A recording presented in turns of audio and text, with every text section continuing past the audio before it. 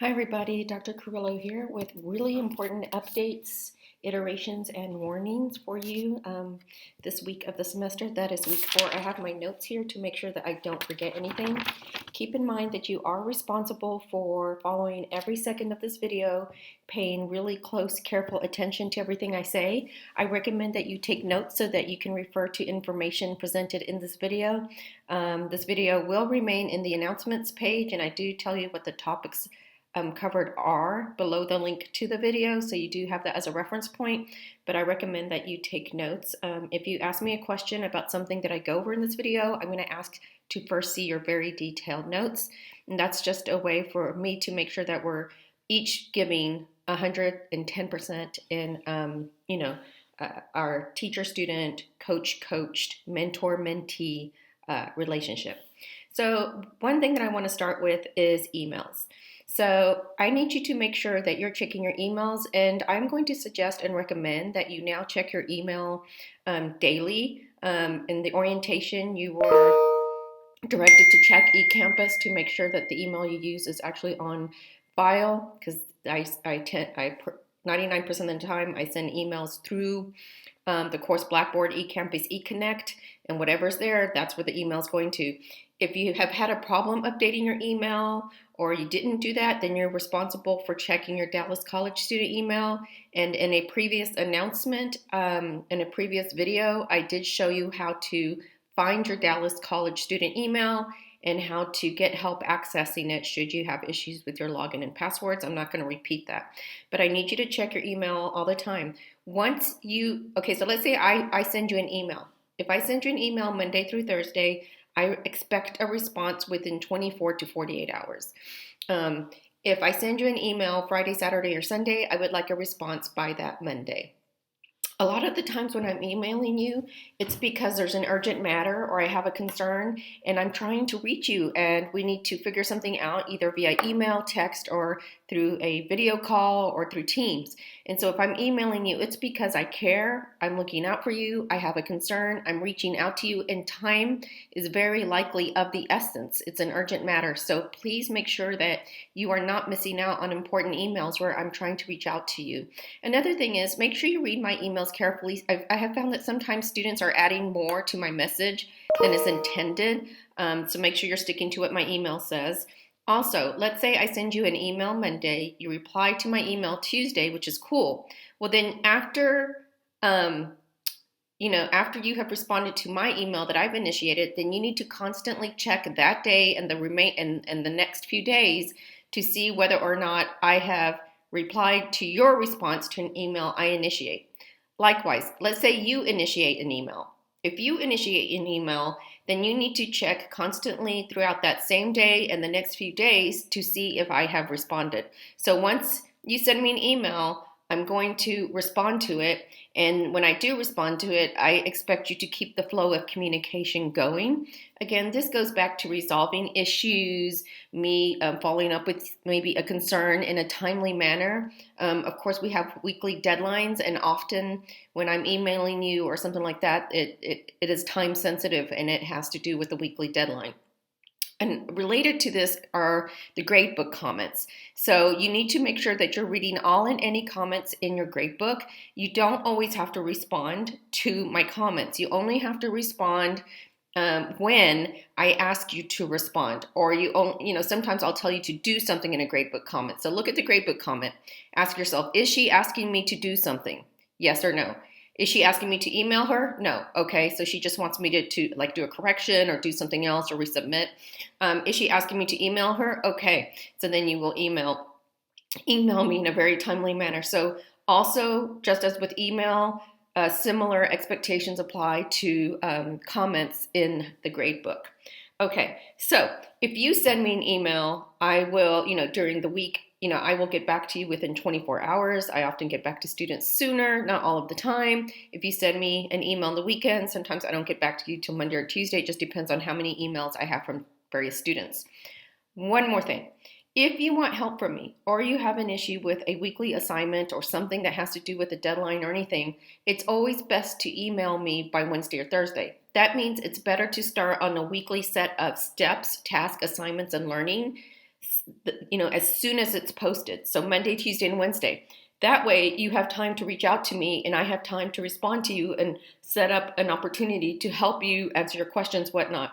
If you email me later in the week, then you may not get the help that you need from me. You may not get the coaching that you need from me. I tend to take Sundays off, and Saturdays I have limited hours, and I just work and respond to emails and text if and when I have an opportunity, because of course I need some downtime and I need to relax, and I do have a life beyond school as well. So it is always best that if you want to have a question answered or a concern addressed, that you do get to me, I would say by the latest Thursday. Sometimes Friday is okay, but of course if you're going to want to make sure that you get necessary help from me by, in time for a deadline, then you need to make sure that you're completing your learning and assignments sooner rather than later. So just keep that in mind, because if you email me Friday, Saturday, Sunday, and the deadline is that Sunday, and that's what your email is about, then you're going to be out of luck and you'll just have to live with, whatever happens. So, okay, so that's all I want to say about that. The other topic that I want to cover is the Unit 1 exam. If you look at the course schedule, and remember I did a video on the revised course schedule. I went over the revisions and what they consisted of, so you should have watched that video by now. Notice in the course schedule that the only thing that you have to learn or prepare for or do is exam 1, the Unit 1 exam, I should say. The Unit 1 exam is Sunday of week 4. You'll see that I don't have any kind of assignments or learning beyond reading another chapter, answering questions in the study guide. I did that on purpose. I wanted you to have more time than not to focus on the exam and preparing for it, including, reading one last chapter and learning a little bit more. For this reason, whether or not you missed learning and assignments during previous weeks, I do expect everyone, regardless of the winter storm, regardless of issues with outages, regardless of issues with internet connections, to complete the Unit 1 exam. So you need to start planning now to find a reliable, dependable internet source. So do you have a family member? Do you have a friend? Is there a location you can go to that has a reliable internet connection? Do you have a reliable device? Make sure your device is fully powered, that it has the power that it needs. So you need to start thinking about that now. And I say that because I'm very strict when it comes to the exams. There are no makeups. You cannot redo an exam. You can't do it late for any reason. So everyone, like I said, is expected to take it, to find reliable, fast internet, to use a reliable, charged up device. I do not recommend that you do it on a phone. I recommend that you do it on if you have a Chrome. I think some of you have some kind of Chrome notebook, desktop computer, laptop. Again, it is your responsibility as a college student to make sure that you have the proper internet and device. Also, see if you can find a quiet place. Let me see what else I wanted to say. Oh yeah, keep in mind that the exam is timed. There's no backtracking. You'll see one question or prompt at a time. You can't change your answer. Also, there are no makeups or redos. If you accidentally submit the test, if you accidentally submit the answer, you'll have to live with the consequences for that. So keep that in mind as well. I'm very strict about the exams. All right, so that said, the last topic that I want to cover has to do with the some new gradebook rows that you will see in your gradebook for this class. So let me go ahead and flip the screen. All right, so this is me pretending to be a student. Notice this includes extra credit and everything that could have been submitted and graded by the end of week 3. This is the total points possible you could have earned. Oh, is that with the extra credit? Hold on, let me check. I think it might not be. Give me a second. Well, no, I'm going to have to show your grades if I do that. I think that is with the extra credit, so I'm just going to stick to that. Yes. No, it's not. Sorry. I'm so sorry. Yeah, so most of you do not have all of your week 3 graded if you did all of it, so it'd be interesting for you to compare once I do grade all of week 3. How close are you to 140 points? Okay, how far away are you from 140 points? How does this connect to your approach and orientation and your mindset about this class and a college class? If you need coaching with respect to these questions, please feel free to contact me. I'd love to meet with you in Teams or by phone, and let's have a coaching session to make sure that you're properly calibrated to this class, this college class, and how I run things. All right, so that said, what I wanted to call your attention to more specifically has to do with some new gradebook rows. So as you will recall, during week 2, you prepared for discussion board 1. And the way you did that was you submitted a topic response to a video during week 2. That was step 3 of week 2. You submitted your response to a plagiarism checker. If you see a check mark, it's because your response was not accepted, and I sent you an email as to why. That means that you will have gotten 0 credit for discussion board 1 because you did not pass my check for one reason or another. You did not get your response accepted. But this is where you prepared to participate in discussion board 1, and this was completed during week 2. All right. So then, what I have done now is, oh, let me just put it there. So during week 3, you participated in a discussion board. So what I did recall, and I explained this in a video or in writing, what I did was I copied and pasted your accepted responses from here. I copied them, and for each student, I created a thread in a discussion board for week 3. So the work that you did for week 2 here, and I had this all in writing, so you knew about this in advance. What you did here was preparation for the discussion board during week 2, and then what you had here was what I posted as a thread for you and your response, and then you were supposed to respond to a peer thread that I had created with a response. So what you'll see in the gradebook is you'll see that you've got some score out of 50, but you're going to also see all these other gradebook rows. And what I like to do is I like to tell you how you did with respect to each element of a discussion board. The topic response had 3 specific questions. So I broke your grade down into 3 grades. So this one says DB topic response, question 1.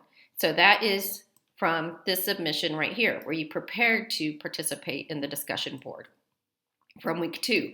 So you will see that I have a comment related to a point that I was making earlier. You should click on this to see what my comment is. If you are being directed to do something, then do it. If you're, whether it's emailing me or something else. So you can see that your answer to question 1 turned out to be worth 10 points. Your response to question 2 turned out to be worth 10 points of DB1.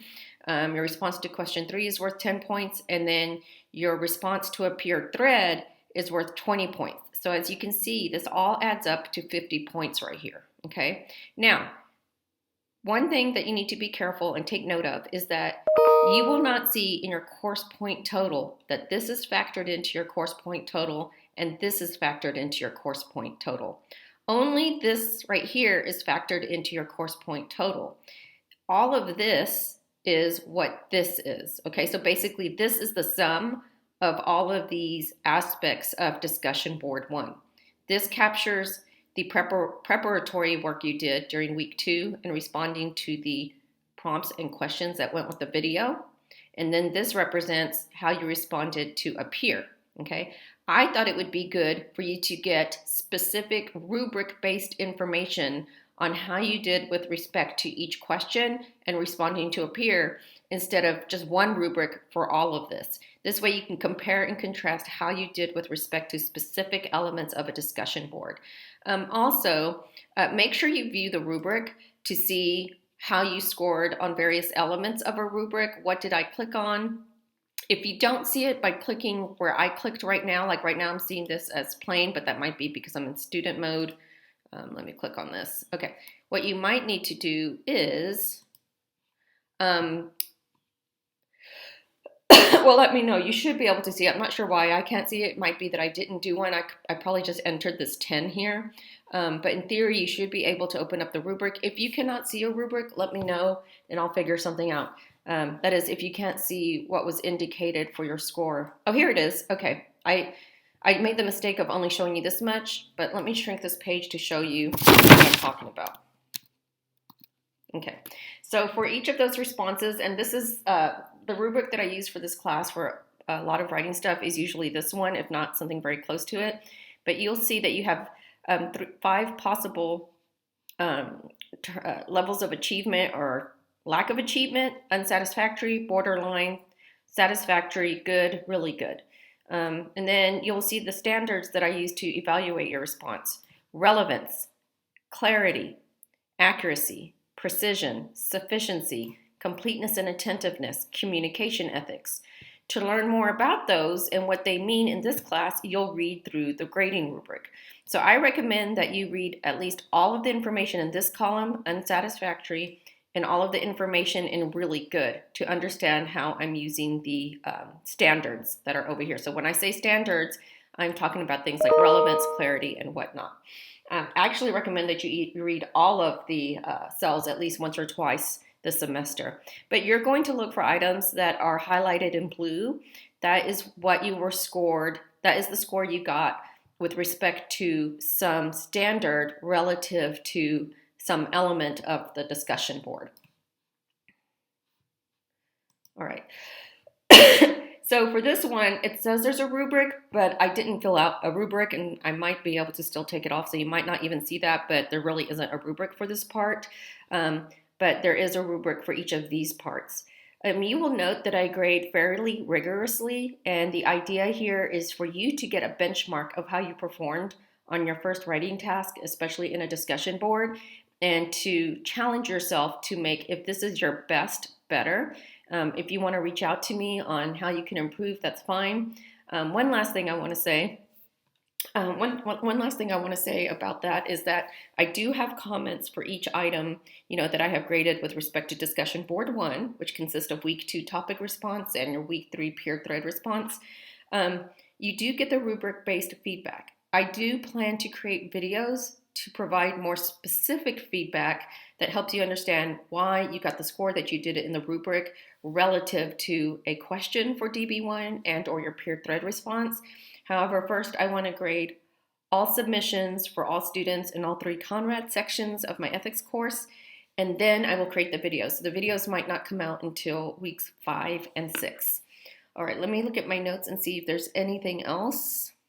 Nope, there's nothing else I want to cover. Just make sure that that you have taken notes, and that if you email me questions or concerns about anything that was covered in this video, that you do make it clear in your email that you have followed all of the information in the video. And it's even better if you submit your detailed notes to me so I can see if you missed anything. Okay, bye.